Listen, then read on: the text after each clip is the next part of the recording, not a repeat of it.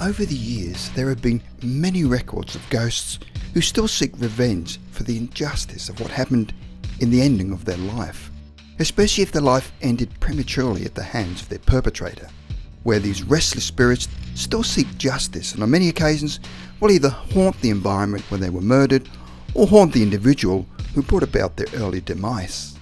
The following are 10 criminals who were haunted by their victim's ghost.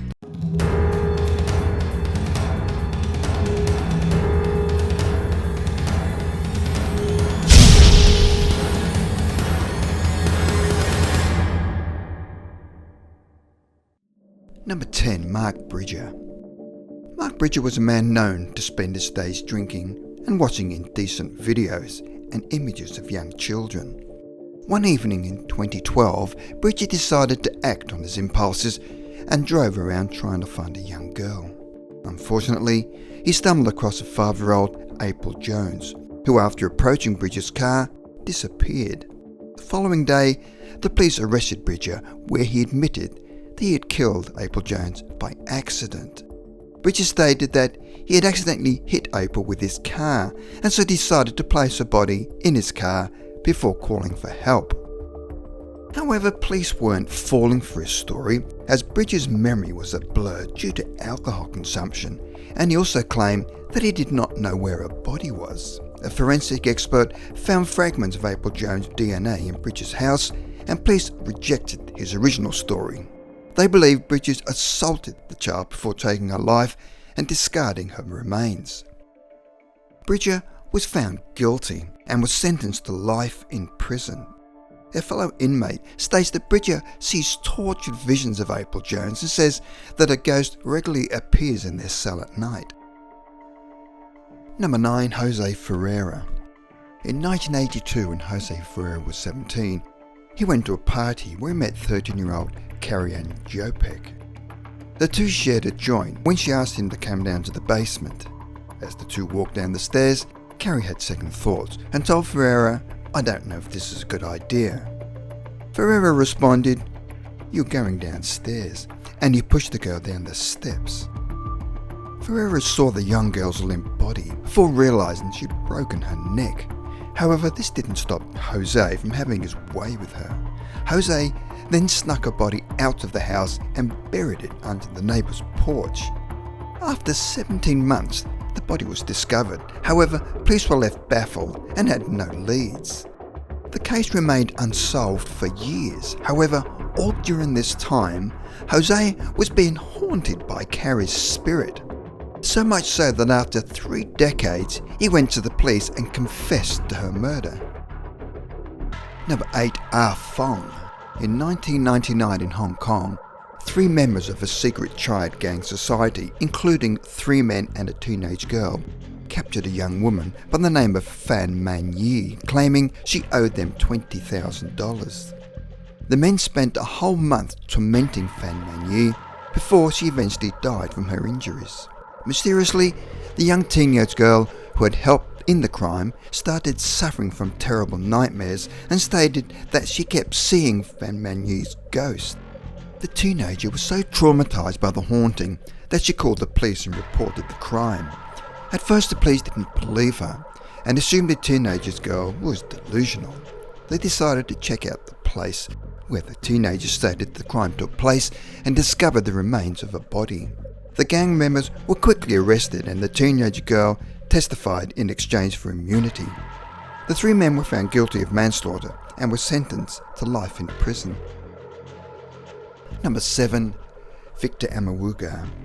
In 2013, Victor AMEWUGAH hired a taxi driver to take him on a long journey. However, halfway through his ride, Victor AMEWUGAH shot the driver and drove off in the taxi. Victor soon repeated this attack by shooting another taxi driver, and a manhunt was quickly underway. Victor went on the run from authorities when he started being haunted and attacked by one of his victims' ghosts.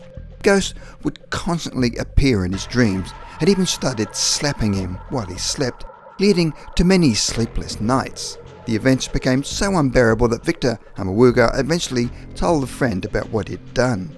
His friend quickly called police and Victor AMEWUGAH was arrested. Victor confessed to the murders and even expressed remorse for his actions. Victor even started advising other inmates to change their lifestyles in order to avoid being haunted by the victims' ghosts. Number 6. Al Capone. On February the 14th, 1929, Al Capone masterminded a plan to execute 7 associates of the Northside Gang, which included a man named James Clark. Al Capone was the leader of the rival Southside Gang, and the massacres weren't solved for months. Eventually, Capone was arrested and jailed for tax evasion, and the police guards would often hear blood-curdling screams from Capone shouting for James Clark to leave him alone. The ghost of Clark even followed Capone after he left prison, and the hauntings became so bad that he even hired a medium to get rid of Clark's ghost. In later life, Al Capone's bodyguards would often hear him begging someone to leave him alone. Upon entering the room, however, Capone would always be alone. Capone stated many times to his bodyguards that he was haunted by the ghost of James Clark. Number 5. BHIM Shankar GIRI. BHIM Shankar GIRI was a married man who became angry when his brother would not stop harassing his wife. After asking his brother countless times to stop, BHIM's hatred towards him grew so much that he decided to end his brother's life. One night, BHIM lured his drunk brother into a secluded area before murdering him and hiding his body. His brother was quickly reported missing by their family. Disturbingly, 1 week later, BHIM started hearing his brother's voice, saying that he was going to haunt him and give him sleepless nights for the rest of his life. He began dreaming of his brother, choking him, and finally it all became too much for BHIM. He quickly confessed to his family and the police and was arrested for his crime. Number 4. John Nakuna. In South Africa in 2002, John Nakuna and 2 friends kidnapped Babru Baloyi. They tied Baloyi up with pieces of cloth and then beat him up. Nakuna and his friends doused Baloyi with gasoline and set him on fire. Baloyi's charred remains were later found by a cattle herder who called the police. Nakuna fled to another city to escape charges. However, he was soon haunted by Baloyi's ghost, where he heard his voice every night saying, "Just tell my family that you are the one who murdered me and you'll start sleeping in peace, or you'll follow me." Nakuna was terrified and he went to the Baloyi family to confess to the murder. Nakuna and his friends were arrested, but charges were later withdrawn. He pleaded not guilty in court, though the court used his confessions to get a conviction. Nakuna was sentenced to 15 years in prison. Number 3. Adrian DAOU. In 2010, a woman named Jennifer Stewart was murdered one night in a parking lot in Ottawa, Canada. For 3 years, a crime was left unsolved, and no leads were ever found until one day, a man named Adrian DAOU confessed to the police. Police were very sceptical about his confession, as a few of his statements did not fit the crime, but there were a few points that were eerily accurate. When the police told him to reenact the crime, his motions were a match. Bizarrely, DAOU told them he ended Jennifer's life in order to launch his music career, stating, "If I kill someone, I'd be a really good rapper, because people talk about killer stuff." Adrian said that after the incident, he would regularly see Jennifer's ghost multiple times a day, flying over him. Number 2. Daniel French.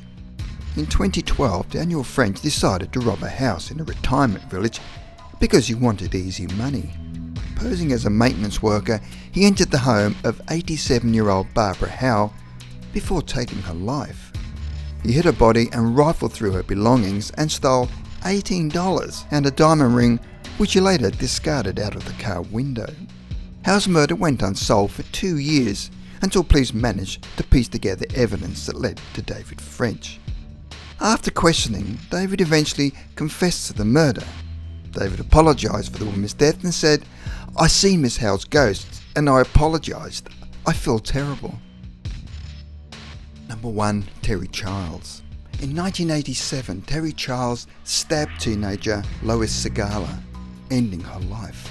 Childs was convicted of murder and sentenced to 41 years in prison. While in prison, he confessed to more murders, which included sickening acts of violence. Charles stated he had to confess to the murder in order to free himself from his demons. He said he was being haunted by the ghosts of his victims and regularly saw them in his cell, staring at him, eating up his brain. After he confessed to all of his crimes, the ghosts disappeared. Charles' confessions had increased his prison sentence to life without parole.